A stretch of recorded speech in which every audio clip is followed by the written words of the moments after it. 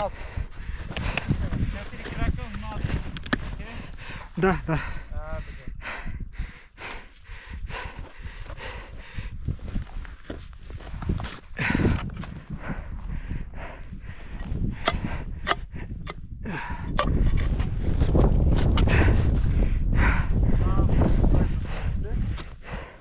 Метни ми сега по-дясно.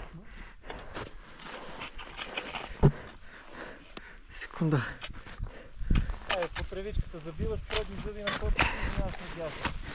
Сега стеката я остави да си виси на ръката, както е на кишките, и може да се подпираш с ръка в склона. Да. Добре.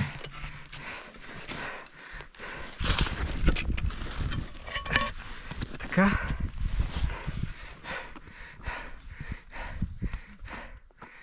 Така. Айде още малко вдясно и се качва. Виж надясно къде съм газил, аз съм ровил. Да. Още малко нататък и идем към него.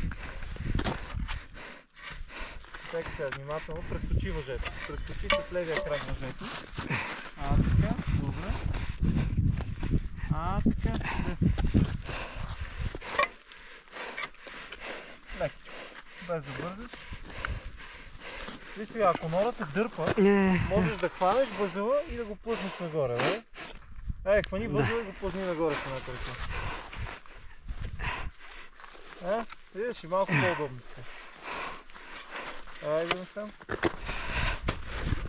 Сега обаче виж, правиш много грешки с котките. Виж ли левия крак как ти? Той трябва да е само на предните зъби, а не така на всички зъби. Така би могъл да се плъзне, разбираш ли? Да. Нора, изправи се там на крака и искаш там да останеш.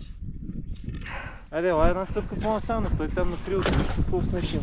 Дай, още насам, оп. Така, виж сега, аз ще намотая въжето тук 3 пъти, това ви е осигуровката. Окей? Да. Катера се нагоре, пак ще ви извикам. Окей.